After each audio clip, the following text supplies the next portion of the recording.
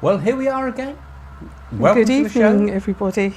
The Craig and Jane Show, of course, where we talk about all sorts of spiritual stuff, and we'll take your questions. And the theme tonight is going to all be about spiritual places that we've been to, and those places that have really kind of affected us both, really, hasn't it? Of feelings of energy and spirituality and things. We want to know also a little bit later on about some of your feelings of places and that have been really important. They could be spooky places, they could be spiritually charged places, or they could be places that have been transformative for you, perhaps. And we've got a little clip coming up partway through in which we're going to take you to a very strange and unexpected sort of gypsy church hidden away in the woods, which is quite an interesting little outing we did the other week, didn't we, Jane? Yes, we try to do something every Sunday and go out filming. We try to, and I've got to edit it all, so we got a lot of work goes into all this. Let's say a few hellos first to see who's on board, see who's joining us today. Kimberly, good afternoon from Chicago. Good afternoon, Kimberly. Already, you're all over the world, isn't it? It's great, this. Good evening, Craig and Jane from warm West London. From Ethel, yes. Yeah, my mum's name used to be Ethel. Yeah, it's very, very hot here in Becoming Winchester. a very popular name again, strangely. Christina, hi Jane and Craig. Great topic tonight. I've been to Rosslyn Chapel this week. Amazing spiritual energy there. Oh, fantastic. Oh, that's great. Tell us about that in a minute, Christina. That sounds really interesting. I've never heard of that one. I don't know where that is. Ava, hi Craig and Jane. Kiss, kiss, kiss. And Kathy, hi Craig and Jane. Good evening, Kathy, to you. Pat, hello everyone from Barry Island. I'm trying to think where Is Barry that Essex? Island is. No, I don't. I thought Barry Island was America. I'm not sure. I'm thinking of Ellis Island, don't I? I don't know. Ellis Island is just past New York. If they go to Ellis Island, they've kind of got stuck, I expect. Right, yeah, okay. That was an interesting place, Ellis Island. I remember we went there. That was a spiritual place, actually, come to think of it. I don't think it was very spiritual. It was. People's lives were changed at that point, actually. It's an immigration place. Yeah, that's where they were coming from Europe to start a new life, and they didn't know where. So where for you has been, do you think, one of the most spiritual energized places well, that I you would think say you've been it was spiritual, but when we went to the Seychelles, we went to an interesting graveyard, which was a voodoo graveyard. Do you remember that? I remember, yes. And it had very all sort spooky of voodoo stuff, didn't it? Very spooky. They got, they had all sorts of strange. Actually, it makes me think of another little video we could do. We could go and do Captain Bligh's grave, which I know where it is, but not on the Seychelles, unfortunately. Yeah, that was an interesting energy to it. And we went to an island that a man owned, and there'd been pirates' graves there as well. And he left the island for all the people of the Seychelles so they could enjoy it. Yeah, I think if you can afford Brendan, it, the Seychelles is a great place to go. His name is Brendan, and he's quite eccentric. And there's certainly an energy there of nature too, actually, because quite a lot of it, despite the fact they're building great bloody hotels. I think one of the most interesting places there's still an energy there. I've been to was the ashram in Puttaparthi, which was Sai Baba's ashram, and I felt quite high spiritual energy there, and it felt like all your life you waited to go into a special place and connect with God. It felt a really wonderful energy there. Yeah, so what was it about the energy? I mean, what were the things we had there were things like bhajans were being sung day and night, weren't they? 24 hours a day sometimes. Well, and then I was called in the inner temple, Swami was, and there's Krishna's chariot behind, and I was there with an Indian doctor, and I remember looking up at the ceiling. There was all angels painted in the ceiling, and the doors looked like they were made of solid platinum white gold, and it was quite beautiful energy, and it was like if only the world could be like this, peaceful. It was a lovely place. I mean, like you say, it had what was the mandir was an area which is open all round you, and all across in the top they're putting chandeliers up. They've got chandeliers in this mandir. That's what the Italians gave them. Yeah, the Italians donated that, I believe. Yeah, I think you're right. I know. And there was all sorts of fascinating energy. I think a lot of people also found it quite a difficult energy, actually. I mean, I spoke to a few people. It's strict. It was quite strict, and one guy's going, I don't know what all this is. It's all a bit weird to me. He's going, I say, well, just take it as it comes, because it is a bit of a culture shock, India, particularly if you've just flown there straight out of America or India or Europe or whatever, and then suddenly India. And India is actually a culture shock for the Indians sometimes, flying from Bradford or London. It's just as bad for us, some of the Indians used to say to me. The energies in the ashram were quite high energies, but when you came out of the ashram, the village, and went into the village, the energies suddenly dropped down lower, and you felt like you were a swarm of bees around you. That's how I can describe it. And then when you went back into the ashram, and the energy was high because people were meditating there and doing darshan, and it felt wonderful. Yeah, it did. Well, it's almost like where there's the line where the ashram ends and begins, where they have a little sort of archway as you go through. It's almost like the energy changes completely. It's like you stepped into a different world altogether. And I think another fascinating place, Craig, is when we actually went down to the catacombs. I think we were in Rome then. That was a darker energy, wasn't it? Well, what amazed me is, as you actually went down, you found the atmosphere suddenly change. It was quite cold, and they used to celebrate on the birthdays, Christmas and that, and people's passing, but they must have been incredibly small people in Rome, because they were quite small and piled up upon each other. The actual places where they put the bodies, because the rock underneath there is all made out of a rock that you can actually carve quite easily, almost with a knife, I think. And they miles and miles, these catacombs go, for people can get lost and go mad in them. They're all mapped properly now. But the early Christians used to go down there and worship the dead. They'd sit with the dead. In fact, we were told by our guide that they used to go down there and there'd be all the bodies laid out, and they're probably a horrible smell, I should think. And they used to literally have a picnic there. They used to eat with the dead. It was a Roman idea that they eat with the dead. There's another thing similar to that Mexicans do. Every year they dig up the dead, they dress them up, they might put a cigarette in their mouth in that. And some of the bodies you can see skeletal like, but that's something they do. The dig up the dead, I know in a lot of cultures from the jungles and things, they used to grind the bones of the dead and they would eat them in the ceremonies once a year. So they had a different view of death. And I always think these underground places are always very interesting. I went to one or two places in Varanasi, which is another Indian place, which is quite a shock for anybody going there. And we stayed right in the depths of it, right on the burning ghats, because in Varanasi is where they burn all the bodies. And I remember going underground section there. There was one or two sections where they used to see the sadhus, and people would put this food and money and whatever they could through this little slit, literally a slit. And the sadhus were living underground beneath the burning ghats, very strange, and they give them the food and that. But there was one particular area we were let into underground in Varanasi, which was where Swami, what was his name? Trilinga Swami used to live. And he was one that Yogananda spoke about, who used to be able to hold his breath and go under the water in the Ganges and stay underwater for 3 months. Not 3 minutes, 3 months. Did he come out wrinkly, Craig? He'd come out a bit wrinkly. They'd bury him and do all sorts of weird stuff with him. And we went into that place. Now that was an energy. It was just a small little room, tiny little area, with a little area that was sort of mounted up where he would sit, and completely bare, and it was just like a cellar. And he'd spent his life in there. But the energy, again, in this place of total isolation, was very powerful, and we sat there and meditated. I think one of the most interesting places I've been to is Thailand, when we actually went to Phuket, and we actually rode elephants through the jungle. And I remember there was a monkey, his best friend was an ox, and it's riding on the ox. Yeah. And you could feel the spiritual energy actually going through the jungles, and you feel the vibration of the elephant underneath you. And it's like, they're a big animal, they're quite gentle and that, and they could feel our energy.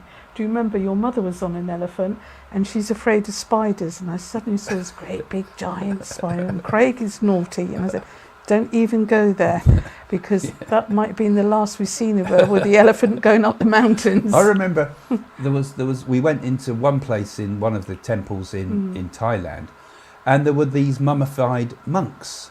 Well, these were Buddhist, as opposed, Buddhist monks this time, but they had done what was an idea they used to call self-mummification.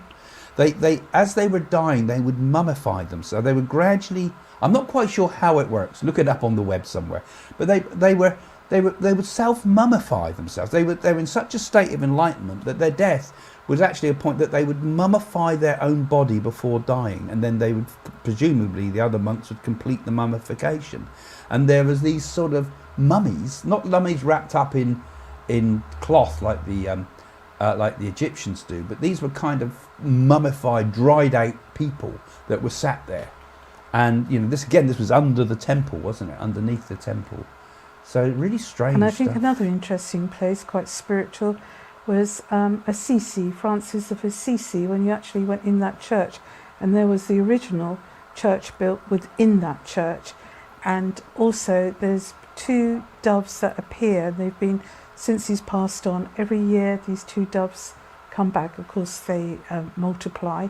And there was a lovely bush there that had roses on, and it sort of bloomed, and it was quite an interesting place. And as you went round the corner, also he had a favourite nun, I think it was St Clair, St Clair, the sister of St Clair, and they actually had her hair under the altar and everything. And because that order, they used to live very frugally on straw, and very devoted Catholic people, and prayers and everything. And it was quite interesting, because didn't he get some disease or something, and he came out like a bit like the pox, sort of like that, didn't he? And then they discovered it's where he actually slept, under the altar. Oh, was it? I don't remember that bit. But I know that they used to whip himself with rose bushes and things. That's penance, for penance. And St Francis really did set a high standard for all the people following him. His attitude was, I suppose he would be the imitation of Christ. So whatever Jesus did, I would do. What would Jesus do? I'll do and it. And there's another famous monk, I can't say his name, he was Italian, Craig. I've got his picture in my spiritual room. Father Pia. Pia, yeah. And I really liked him. He was a healing monk. And when I went to Italy, when I went to Rome, I actually, somebody sold me a lovely painting of him, and I thought, well, we'll use that in our spiritual centre one day. Yeah, and I think some of the Catholic sites are very interesting. I mean, some of the ones we saw in Rome, and I remember seeing the chains of St Peter, I think it was. And a strange phenomenon happened. That's what I was going to say. You had a video camera. Yeah, I was videoing it, and the camera just went absolutely crazy. And there was all sorts of weird stuff. I'll see if I can find that. All sorts of weird stuff was happening on the camera, and it wasn't trying to adjust to the light or anything like that. Something really weird was going on. It actually happened also when I don't even know what the saint was. We saw one in Italy, didn't we? When we were going to El Tino in Vasco, we saw there was one there, and I had some weird stuff happen on the camera that time. I know we went in a church. Can't remember the name of the saint there. Every priest and that, they would have their fingers cut off and kept in a great big glass dome with a ring on. That was quite spooky in the church. Yeah. Quite strange, wasn't it? Yeah, we never did get to that one in Sicily where they got all the mummified people underneath the church. Oh, well, that's when they've got all the priests and that hung up. Yeah. And they let them literally rot they like let that. them mummify again. And there's a little girl that's in, which you can actually see, she was 3 years old, quite a beautiful child, and she must have died about 150 years ago, and her body's preserved. I mean, there's so many places. I mean, because Jane and I have always been interested when we go on holidays or vacations or whatever. I mean, there's always something to see somewhere. Malta, for example, a tiny little island, a British outpost during the Second World War and all the rest of it, but covered in some of the most amazing Stonehenge-like monoliths. Not just one, but dozens of them, all over the island. We went to, what was the name of the one? I wrote it down because I can never remember its name offhand. Malta was the Gantija. Gantija, I think that's how it's pronounced. Double G at the beginning. Graham Hancock wrote a lot about. Excuse me. Graham Hancock wrote a lot about that, and it was it's one of the oldest sites in the world, older even than the ones that are found in Turkey. Oh no, it's just a bit. I think the one in Turkey is a little bit older, but again, the energy there on this little island that was really why was Malta covered in all these strange. It was almost the same feeling you'd get in somewhere like Easter Island. Why was the whole island holy like this? And these places, again, they're aligned with the stars, just like Stonehenge's, which is another amazing place for spiritual energy. And it's just when you get to these places, although there's a lot of tourism now, and I hate the way they've obviously had to preserve it by sometimes putting sort of tents over the top of the whole thing, but there's different ones, so they're not all like that. But you can still feel the energy of those places, and you can touch them. That's what I like, because also, when you touch, you sense, you go back, and when you're psychic, you touch and you go back. You can get flashes of the past. In Malta, the Order of St John, Craig, where they had Knights of the Templars. We went there as well. That was interesting, wasn't it? Yeah, that's really interesting, because you got all that, and of course that's all over the Mediterranean, because we also had that when we went to well, not Corfu, what's it called? Rhodes. I'd love to have seen the Colossus of Rhodes that would have been there, but there was still quite a good energy there with so many places when you think about it. You know, we haven't even talked about Russia. We haven't talked about all the places in India. Yeah. We haven't talked about so many places. But and also the other one, I think probably one of the ones that I found most lovely of all was India. There's so many in India, because every step of the way in it. I mean, Kerala was beautiful when I went to see Sharavana Baba's ashram as well. But I loved the one where they poured the water all over you. What was it called? Tiruvannamalai. I can never remember. I have to write it down. I went there. I loved it. Tiru is like a well. And this one had 23 wells. And you basically, when you go around with your Indian people, they say, now we have bath. And you think, what am I going to do? They're always throwing you water, either chucking you in the river, into these big sort of bathing pools outside of the Zen pool. They're probably rebirth symbols. But in this one, they've got all these different wells. Didn't you have an elephant? And each well has a different sort of energy to it. Craig, so the elephant. Each piece of the water would be for a different thing. So one would be for prosperity. One would be for clairvoyance, I noticed. One would be for good marriage, and all the rest of the things. And they pour the waters over each of you. And most people just get a little spoonful. But little did I know that, Mr. Prakashi was taking me around and had handed the priests a bit of money. So I literally got a bucket full of water each time, and 23 buckets of water thrown over you. And I think actually that was one of the most spiritual places I think you missed something out as well. An elephant was meant to squirt water over you as well. No, the elephant takes the money. The elephant rolls out his trunk and puts his trunk out. You take your note, and then it rolls the trunk up and puts the money in the. But I thought you had a ritual where an elephant put water over you. No, that was the elephant took the money. Oh. And then you go in, and then you do the water. I see. But these things have come so you go into these places, you're just so unexpected. What about Pompeii? Pompeii, there's another spiritual place. Well, the energy of that place, although, like I said before, I felt that it reminded me of my past life in Rome, because I really do believe I had some past life in Rome, as I suppose lots of people do. But Pompeii, and that was Herculaneum, but Pompeii too. It was a mysterious energy to that place. And in Spain, where we went to that special place in Seville. Barcelona. Yeah, Barcelona, and the Sangre Familia in Barcelona. Was the other one, wasn't it? And then we went up to the there's so many. Anyway, I've written about them all in my books if you're interested. There's a monastery where a young girl had a vision, and they built like a church in a cave, and then the monastery, it was in part of Spain. We went there. Did we? Which one were we talking about? Yeah, and I saw. Oh, I know. I can't remember the name of that. Yeah, that wasn't the Fatimas, but it was somebody else, wasn't it? We went to. Who had and I had to. Vision. You didn't walk. I walked all the way right down to the bottom, didn't I? And walked all across the mountainside to get to it. That was the caves are interesting. Yeah, they're also the one I went to in India too. Arudhati caves in India was another fascinating one, where Jesus is supposed to have sat and meditated and found enlightenment, when they say that in his missing years, when he was a young man, before all the events took place, that he went to India and sat there, and there's records of it, and the people still talk about it there. You know, it's just common knowledge there that was the case. Anyway, let's now just show you guys our little outing, because I think we went searching locally. This was just down the road from us, but our friends on the Happy Life show told us about this one, and I thought this was quite an interesting place. So we shot down to have a look at it, and it was just right. Now give me a second. I'll just put it on. I've got it on the laptop here because it's easier to do it this way. And click on there, and we should be able to show. Come on, it's freezing. Click on there, and we should have it any second now. Today we're looking for the Gypsy Church, or the Gypsy Cathedral, I think some people call it. We've got to go through a few interesting sort of villages to get to it. We've got to find it if it's still there.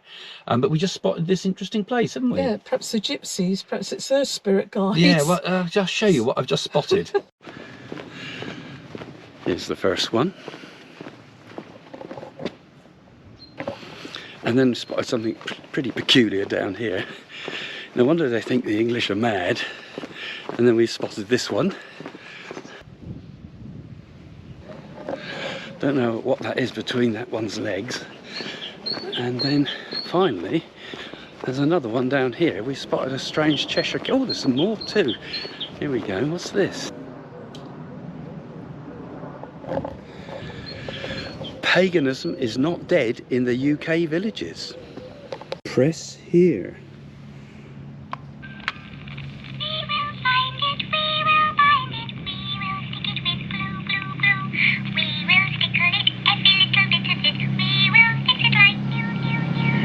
Right, I'm now getting seriously worried. What's wrong with us? We must be a mad people to be doing things like this. Oh, there it is. It says on the sign here that it's going to be a mass burning of heathens. I didn't read it in great detail. I thought it said something a bit like that. Definitely a mass burning of cyclists is always a good idea.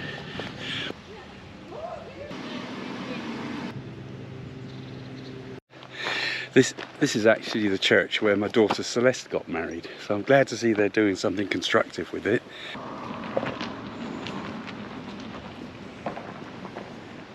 Well, there's loads of them. Yeah. Oh, I saw a sign up there saying something about Wicker Man and burning heretics or something. So either something to do with that, or it's a scarecrow competition. well, I think everybody's going past on the trail and finding them. There's quite a few villages and everything. But I think we went somewhere else once where they had a really spooky one near Halloween, and they were so real-like, weren't they? We're a weird people, aren't we? No, I'm not. You are. I think the English are.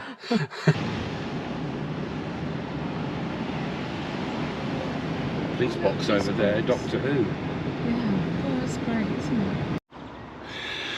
Well, a bit of a wild goose chase, to be honest. We've now pulled into a pub, which is quite nice, and I've managed to find someone there that knows where it is. So it's down to the garage, turn right, up Wood Lane, go up to a road that looks like it's coming back on itself, and go back up and back down and get in around the corner.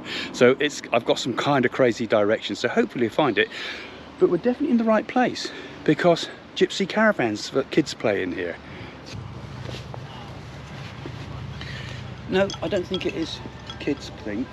What about over there? No, it seems to be adults, because there's a little seat over there where people will be having tea and well, look at biscuits and things. Tiny seats there. Yeah, oh, okay. Yeah, little kiddie seats. They couldn't sit in those.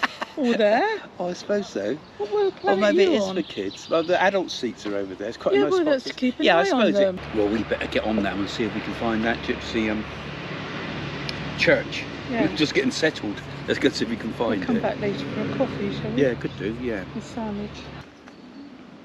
I'll sit in the car, you go and have a look, Craig. I've been walking for quite a while, Okay, we'll keep looking. It's supposed to be in the woods. We're in the right area, but finding it is not easy. But it's a lovely area we're in. Beautiful place. Nice place to come for a walk on its own right. Ha ha ha. I walked right by it. I walked right by it 2 or 3 times. There it is. Look at that. Hey, look at that. There it is. Can you see it yet? There it is. It's only like a tin hut. But what a mysterious place. I really am in the depth of the woods here, you know. This really is the depth. Upper Itchen Benefice Church in the woods. Bramdean Common. Right. Come on then, love. Leave me to the church. Okay. I know the way, of course. I've got a great, all through my family history, they're all map makers. They all explored Canada and Nigeria and all over the world. They were map makers. So I always know how to find my way around without fail.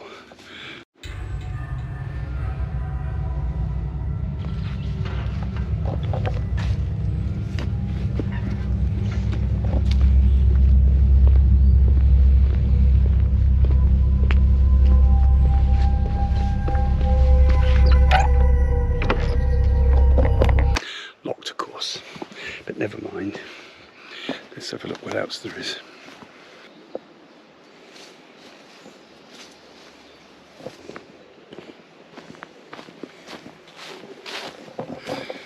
So where you gone, Jane? You've disappeared.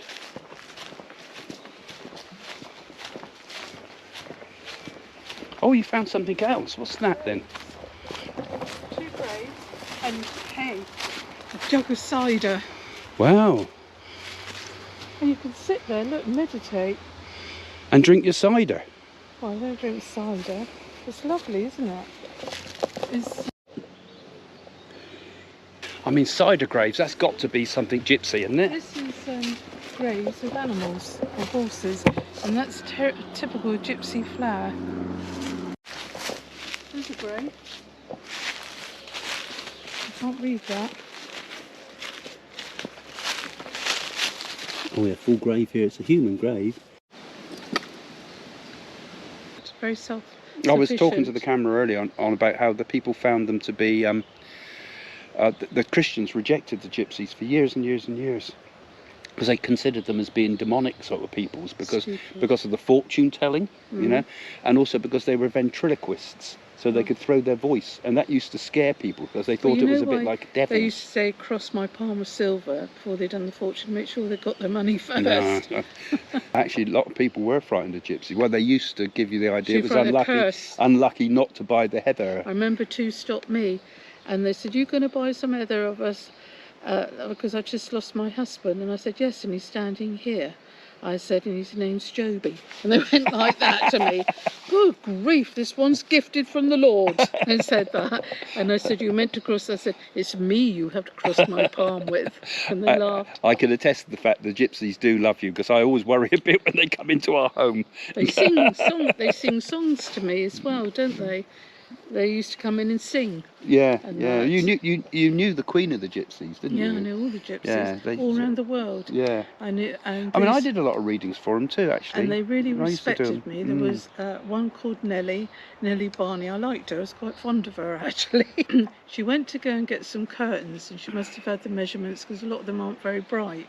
Anyway, she phoned up and I sat in her Mercedes, and this girl said, no, you can't change them once they're cut. She said, well, I hope your inners don't fall out. Like that. I said, Nellie, she said, that'd frighten her for the night. They make me laugh. But she was lovely, really lovely. I was quite fond of her. And there was a lovely Romany that came to me, and he was a good man. He died from the COVID. And he set up like a boxing ring for the youngsters because they like fighting, this to fit all this. And because he came to me in the church, and I remember looking at the church and I thought, it can't be. Looks like Elvis Presley, but he had grey hair. So he came up to me afterwards. I said, don't think I'd be rude. I said, but you look just like Elvis. He said, honey, I'm home. Because I burst out laughing. I said, have you lost a wife? He said, yes, do you do private readings? I said, I do. And he came to me very smart, and his wife came through, and the love, because they get married very young, 15, 16 and that, and and she gave proof, and then he bought his friend, and this is funny, Craig, his friend, they're very smart cravats and well turned out, call me ma'am and that, and I said, tell me, young man, are you afraid of me? He said, I am. I said, you need to be, because I am the supernatural. Anyway, he sat there. I said, you didn't go to your mother's funeral? She came with 2 chickens under her arms because they like animals. Yes. I said, because you were in Her Majesty's pleasure accommodation at the time. What I meant, oh, good Lord, I said, but she forgives you and that, and it just, yeah, and you get, I've got quite respect, because they don't cross me because they know I'm real. Yeah.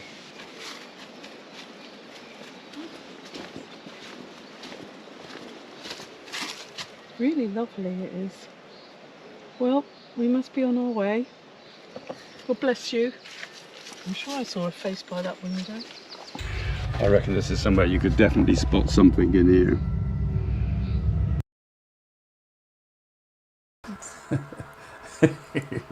A daft bit at the end there. I hope you enjoyed that. So let's start getting your questions now, guys, because we're going to be with any thoughts, questions, comments about places that you've been that are spiritually powered, anything you felt, have you sensed anything strange anywhere, and also any questions at all, because we open up things now to just general thoughts about things and the world around us, and the spiritual thoughts about what's happening. And also, I'd just like to say that we also, now Jane and I are offering lots of services obviously on the web at the moment. Jane does readings on there. You can find all the links in the description below. And also, I'm running a special course coming up in, well, it's a one-off workshop at the moment, but it will develop into a course where people can join me on Zoom, and we can do all sorts of interesting spiritual work. The first one's about helping you to distinguish between psychic and mediumistic work, and to help you to develop your own skills. So have a look on the website and have a look at the courses section in there, and you'll see they've just gone online recently. Anyway, so some questions possibly, and thoughts. Do you want to read this, Christina? I think the places where the bones of the dead are displayed, like the Capuchin Monastery catacombs in Rome, remind us of the temporal nature of the body. That's right. Absolutely, yeah. Christina, of course it does. And I think this is one of the things that, when you think most religious ceremony of some sort often has an element of death to it, doesn't it? Because half of what we're doing with spirituality is trying to live better in this world, trying to understand this world, trying to understand the reason, purpose and meaning of human life, but also to ask the questions about mortality. Why are we here, and what happens next? And presumably the first religions indeed did always bury, the first religious signs we know of the earliest man, people would bury their dead facing the sun as it set. So they knew that, or dawn, I think, towards the dawning sun, because that was the idea of after death comes rebirth. So yes, the idea of the temporal nature of the body, but also of course the symbolism of rebirth too, that death is one thing and we are reborn into a new life, with all the imagery and archetypal symbolism that goes with it in all the religions of the world. Most religions are to bury face the east. Yeah, for the rising sun. East. So this is like a symbolic of rebirth, and even the way you say that the Stonehenge places and the places in Malta and that we talked about are all aligned with the rising sun. That could be also astrological clock and things like that to work out the seasons, but also the most fundamental thing is this sun rises and is born again. Every time the sun goes down, it's like death. Early man always must have wondered, will the sun come up in the morning? They don't know. They don't understand it. Perhaps the sun won't come again. Perhaps we have to beat our drums and make a lot of noise well, you so that the sun rises again in the morning. So it's a symbolism of death and rebirth, and that's, I think, one of the most wonderful things about the religious experience that we can learn from it. Stanley, I went to killing fields in Cambodia where thousands of skulls are displayed there was a dark, oppressive energy around the whole site. Oh yeah, I should imagine that would be, because it would be all, you're picking up all that vibration and all the killing, and you're sensing that. It's like clairsentience it, and it's sort of like negative energy. You don't want to be near that. You know, and it's like when on gravestones people put skulls and they put bones crossing. It's, you know, it's very strange, isn't it? All these symbolisms and rituals. Yeah, I should imagine the energy. Cambodia, those great big piles. Yeah, the energy of there. Skulls put one on top of the other. Yeah, that's don't awful. That's From all awful. those- That's and a the same- bit sort of on the dark force side, and it's a bit like, feels like a bit like black magic, doesn't it? But it's like the energy remains, doesn't it, in these places? This is where terrible. the idea of psychometry comes in, as I've spoken Well, about before. I think it's and a reminder. energy that's left in the environment. They talk about the idea that ghosts might be an actual replay of the energy that's in, you know, the residual energy, I suppose they call it, of what was left in that place and what was left in that energy. And I imagine it must not be very good for the health, Stanley, going to a place like that, because you must come away feeling pretty tired, pretty depressed, pretty drained, because those places kind of sap the life from you. I think But there's still an experience, a spiritual experience anyway. I think if I went to a place like that, I definitely want to say a prayer and a blessing and then come away from it. So keep the Athene. questions coming, guys. Don't forget on your Athene. thoughts. No, that's a Greek name, isn't it? Athene? Athena, yeah. Athene, well, I say Athene. Hi, Craig and Jane. Is it easy enough to arrange visits to the spiritual places of interest in India without getting ripped off? You appear to have a lot of experience visiting India. Any tips? I think you need to travel with somebody that knows the way around India. We were very fortunate in the early days to travel with a Sai Baba devotee that was a teacher, and she knew all the ropes, where to go and what to do. And then Craig travelled with Mr. Prakash, is it Mr. Prakash? And he knew all about where to go. And it's true, you had to be careful where you go in India, because there's so many con artists. You nearly got ripped off once by somebody trying to sell you a mandala, Craig. I remember that when we went to put a party. Do you remember? Yeah, you'll get ripped off every step of the way, unfortunately, because India's a lovely spiritual place. There's a lot of very nice, well-meaning people there, but then also, as soon as you arrive, everybody wants to carry your luggage. Everybody They see wants you're to rich. take you around and show you around the place, and a lot of them might be very good indeed. And ripped off in India is difficult in some respects. You think, you know, 100. You know, you start thinking, oh, I've got to give them 1,000 rupees. How much is that? And you start looking at it now. I can't remember what it is now, but about 50 pence or something. I mean, people still work for pays, which are fractions of a penny. So you're always going to get pretty good value, but they always think that you're millionaires if you come from the West. I think probably the tip I would suggest is try to get something worked out early on, and don't go with the first thing that comes along, because you'll get all sorts of people offering to take you around.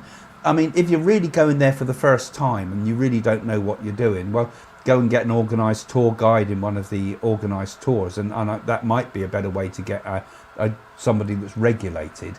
But everybody will want to show you around. You'll always find somebody. You want anything in India, anything at all, somebody will find it. You say, I want 2 tons of candy floss, please. I will have it by this afternoon, sir. You know, I mean, they always do it. So it's you don't, because sometimes also I don't always often mind being ripped off a little bit, because, you know, these people are working often for very, very little. But the problem is it can kind of skewer the market a bit. If you give someone too big a tip, for example, that can be a little bit overpowering, and it can turn a person into a beggar because they think they're going to make more money by begging off Westerners. So it's something you just have to work out for yourself, and if your karma's good, you usually find the right person. And I feel you can get a lot of information if you look on YouTube and journeys to India and what to look out for. That's my suggestion, what you should do. Yeah, I suppose you can arrange it in advance, or just do like I did and take a chance and see where you get to.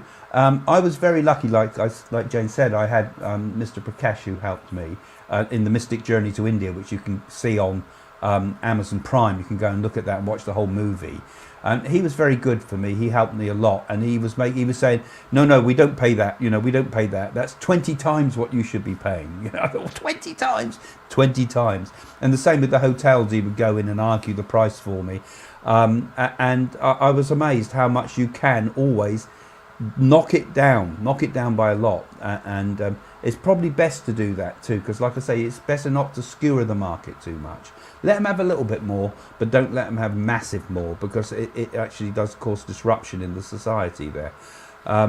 But yes, you'll find your way. It's like anywhere. I've been ripped off in London. I've been ripped off in Rome. I've been ripped off in Paris. I've been ripped off all over the place. It happens when you go abroad, doesn't it, sometimes? But, India, it's like every other country in the world. Everybody's trying to make a rupee. Right, let's see the next question. Helen, I once had a strong past life experience in where, Craig? Dewsbury. Oh, cathedral of all places. It was very moving. So what I would like to know, what feelings you had when you actually went there. Yeah, it's always, I'd like to know, were you seeing things, or did you have premonitions, and did you actually, what I call total recall, actually see in your mind's eye? You can only write a line or two, but because the system only allows you to put a line or two in. But I mean, that is true. Often, it's what you're saying there, Helen, isn't it? That you had an experience there in a church, and it gave you a strong sense of your previous life. Like I was saying, when I was in Herculaneum in Rome, I just knew, I knew this place. It reminded me, not necessarily there, but the baths, the Roman baths there, what was remaining of it, reminded me of a dream I'd had, which was absolute replica of the place we were sitting. And I think what these places do, the energy of these places triggers us to remember earlier times. The energy's more important, I think, than putting it all behind glass and putting special steps in and easy access. I think it kind of destroys the energy.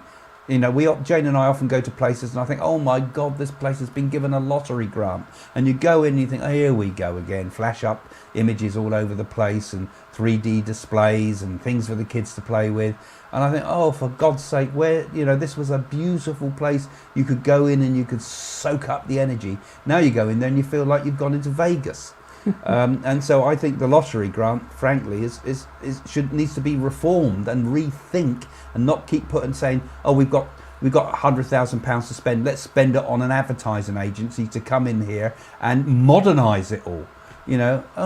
That's the last thing you want. Renovate, but don't change. Right. Sacred Next history. question. Christine, farmer. I went to see a farm in Scotland and put my hand on a huge rock and saw lots of men in kilts coming towards me. Lucky girl.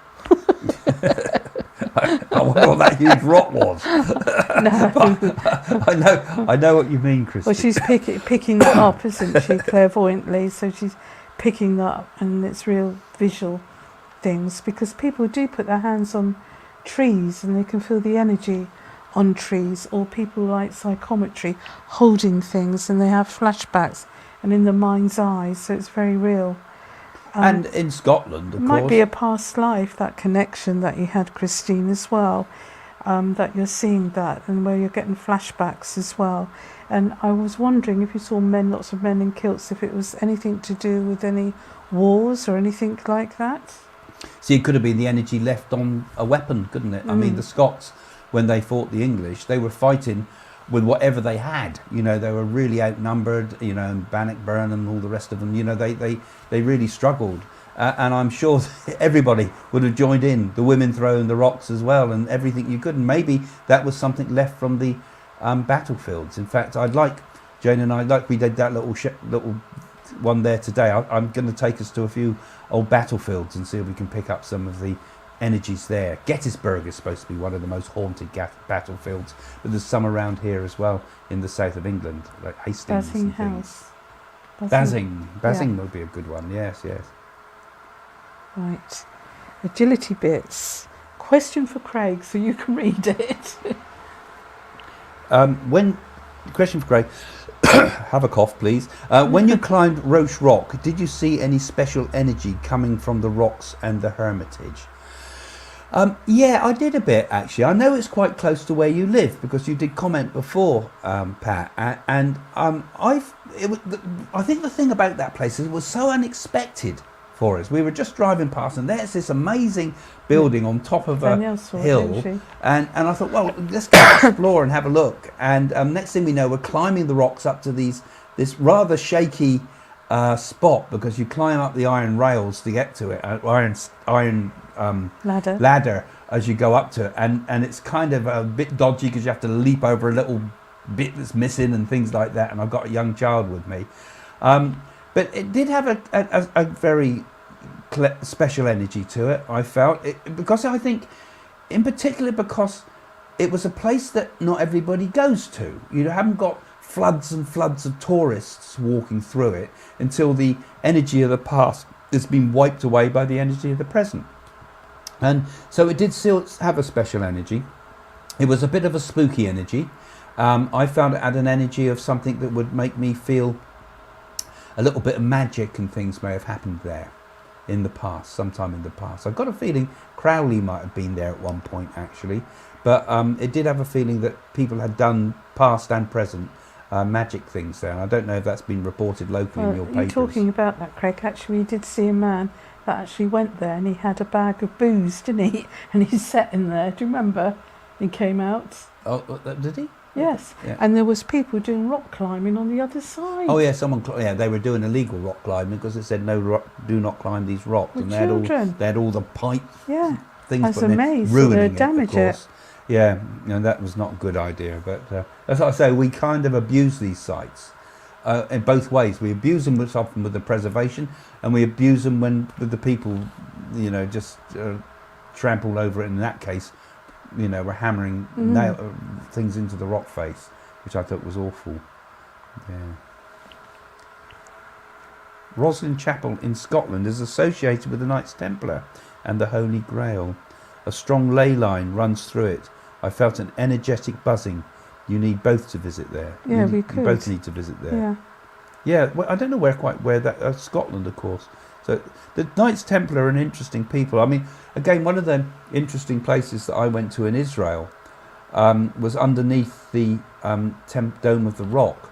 I don't know if people are allowed to go down underneath the Dome of the Rock now, but I was back there in the 70s.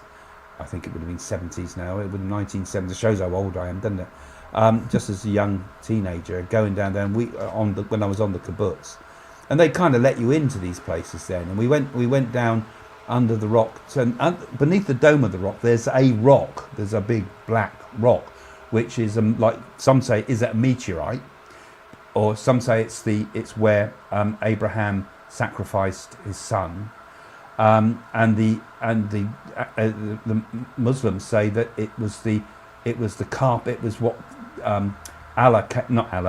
Muhammad came down from the heavens on as well. So it's a sacred spot, and of course built on the very place that was the most sacred place to the Jews in the world, which is of course was the old temple where Jesus overturned the tables and everything. So a very, very sacred place. And yet there was and the Templars, of course, were kind of tied up with that, because there were stories that the Grail and the Ark of the Covenant had been hidden there at one point. So yeah, a very energetic place, and I'm sure I love that these Templars certainly got around Christina, didn't they? And they certainly, there were some very powerful places with the Templars. That would be a good one to do, Jane. There's places down where the Templars used to be, down near Brighton, actually, which we could explore. Actually, that would be another one for one of our little in-between videos. And I hope you like those little videos too, and do put comments about that later on after the show's finished. Let me know if you liked it or you think it was daft. Thank you. Craig and Jane. Oh, it's disappeared. Ura is a sacred place to Aboriginal Australians. By day it glows a bright orange red, and by night the sky is awe-inspiring. It's easy white, so reverent. Oh, that sounds wonderful, doesn't it? Ooh, see, I'm very much into the Aborigines because I think, they're close to nature, and you can feel the nature spirits around them. And sometimes they would put their ear to the ground and they could hear vibrations and sounds, and they could predict things that were happening. They were very in tune with nature. And, you know, to go to a sacred place like that is wonderful, actually, to actually be near nature. Well, the Aboriginal Australians, they reckon that they were still living in exactly the same way as people lived in the Stone Age. And that's not to say a bad thing, really, because, I mean, in those days, people perhaps, you know, the Australians, the Aborigines talk about the Dreamtime, which is where they go into a sacred... it's Ayers Rock, is it? Okay. Yeah. They go into a sacred space, as it were. And in Dreamtime, it's like they enter a different zone of consciousness, I suppose, where they're completely at one with the landscape around them, just as a person might be, perhaps if they've taken magic mushrooms or something, I don't know, but their consciousness was connected. And when they travelled on Dreamtime, they were travelling with the cosmic energy. So this is something that, to me, I think we have lost something truly remarkable with that. And they would travel the places of Australia, and Ayers Rock, of course, Uluru, being one of the most sacred spots of all. We can still pick at the energy up on, and I do wish we can allow the native Australians to regain that. And I don't know how they'd ever do it, but it must have been to take that away, which was their whole civilization, to take that away, millions of years of doing that. It must have been millions of years of doing that. And they have so many interesting things, because they talk about the Seven Sisters star group, right, with the Pleiades, which a lot of people think is, that's where the UFOs came from, you know, and that's where the first men came from, the Pleiades, you know. So within those Aboriginal cultures, there are stories there that may reveal things that, you know, and passed down by verbal traditions, oral traditions that have been there for centuries and centuries and centuries. I mean, one of the richest sources of our understanding of ancient history, and yet so much of it has been swept away by our colonialism and modern day thought. It's such a sadness. But yeah, Ayers Rock, perhaps itself, a very special energy that they understood as being powerful. Yeah. Interesting. Craig and Jane, you should come to, was that Craig? Grace Dew, Ruins Priory. You may have seen the white lady that walks around the place. There's a good story around it too. Yeah, all growed. Actually, put in your, afterwards, in the comments below, please put suggestions of places you'd like us to try to visit. Remember, we're based in Winchester, so the south of England is particularly good. We obviously go abroad sometimes, and we often get to Italy too. But we do try to sort of look for unusual places that are off the beaten track, that the tourists haven't got to, and places that don't just stand a chance of getting a lottery grant. You know, those are the places that we want to find. The little obscure places that the other people don't think about. Have got a lovely spiritual energy, or perhaps a spiritual connection with somebody from the past. Yeah, it's very interesting. And don't forget, if you've been enjoying this show, it's really important you support it if you can, because all this around us, you know, you only see me and Jane sat in the chairs here, but we got our guys working behind the scenes so that we can do this live. We've got all our equipment. We got to pay. We just had our rental review on the place here. All expenses, and it's thanks to the patrons. I mean, you've seen a few of them been going across the bottom of the screen. The patrons have been fabulous supporting us, but they're only giving a little bit each. Then we need a lot of people to give a little bit or a lot actually, and we can keep this place buzzing and going and do our weekly show like this from here. And also, like our hope is, you know, we are working towards trying to get a full-on spiritual centre together, you know. That might be in Italy yet, it might be here in the UK, but it's something very important, I feel, that will help in the years to come.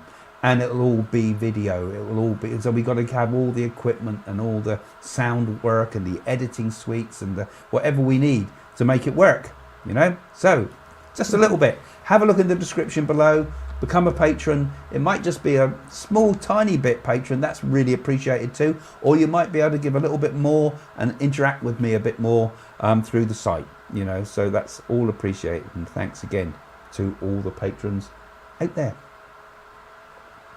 And keep your questions coming for a bit, guys. We've still got a bit more of the show left. We can take one more question, I think, if we got any more there. I think we can try one more. Right.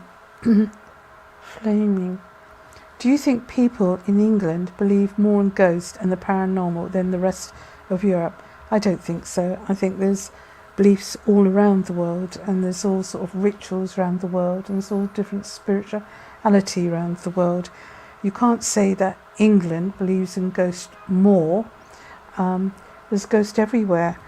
I mean, I certainly looked into things they're not really sort of thinking, all right, guys, we'll just go to England and that's it. Yeah. I think England's very lucky because it's very rich and it's got more history than we can handle.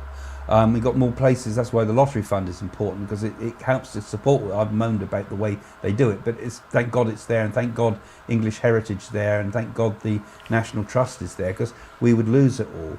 But certainly as a people, I think we are like that. But you go to Ireland, my God, a chat with the Irish. Oh, they had some amazing stories. You go to Iceland, that's part of, when I went to Iceland, they believed in the spirits of the valleys, and I actually saw one of them there when I was there. It's another story, it was a real shock. And they have amazing beliefs in the old Nordic stories and things like that, and the sagas, which they feel and sense in their environment. Where else could I say? Germany too is the same. They have amazing superstitions. Italy, absolutely full of it, stuff full of beliefs and ideas, and all different areas obviously have different. Naples is a completely different country to Rome, for example, because they're all so different in their superstitions, their beliefs, their sense of the spirits. North American Indians, they believe in spirits. Yeah, and all around the world. The American, I'm talking about Europe, but all over the world. And in you go Africa. to Eastern Europe, the Romanian people and the Bulgarian people I've spoken to before have some fascinating ideas, And it'd be great to get people from all nations coming on the show sometime. We could all share our thoughts about maybe the superstitions of the world and our beliefs in ghosts and things like that. So I think we're coming to the end of the show now, Jane. Are we? I think my watch is right. A few more minutes. Perhaps we can take. Are you tired then, Craig? One more question then. Just one more question. We've thrown Well, that if I in can at the deep answer end. it. He's just thinking he's going to. Steve, do you write any books on the subject of the underground catacombs? That would be a very interesting thing. Yeah, I have. You've not read my books properly, Jane. Well, I have enough of you in the daytime without reading about you. I wrote quite a bit about it in my book Messages from the Universe, actually, and actually in many respects that's my pivotal book, really, because that's when I first discovered the Nadis, and then my other books such as Mystic Journey to India and Be Happy kind of evolved out of that book. And I wrote about a lot of the places we've talked about today. Actually, I wrote about the catacombs of and our experiences down there. I wrote about the Maltese megalithic sites, and also the Thailand stuff. Lots of bits in there. And I should write another one, I think, about all those places, because absolutely fascinated by these places. And I think when you go on a journey to a place, like you go to India or you go to any South America or any sacred place, it is a spiritual journey if you look at it the right way. India, certainly. I mean, some people go to India and they can just see, What about have fun. But the whole thing about the human condition is that we are kind of like the story of the hero. We're on a journey towards higher consciousness. We're on a journey, and that's why I think places and visits to places like this are very powerful things that can really lift the spirit. I think we enjoyed going and seeing Christopher Columbus resting place. Do you remember when we went to Seville? Yeah, we did that as well. That was quite intrigued, wasn't it? Intriguing. I think it's wonderful that we can travel, because it used to be only for the rich, didn't it, years ago? We're very lucky nowadays, I think, aren't we? We're very lucky to be able to travel. Tour. And we're able to connect like a grand tour, or like all of the cultures of the world. And we can be perhaps a bit like honeybees, moving from flower to flower to make our honey, and take a little bit from each of the cultures and make it our own, and find our own thing out of it, and realise that there's just one humanity out there, there's one spirituality, there's one collective thing that's blossoming in many different places and in the same way in many respects, taking us to the same beautiful understanding of the nature of existence, isn't it, really? Anyway, we're coming to the end of the show, aren't we? So let's say goodbye, shall we then, Jane? So Yes. Thanks for joining us. We'll see you soon. Become a patron. So give it a thumbs up, press the like button, and we'll see you soon. Bye for now. Bye-bye.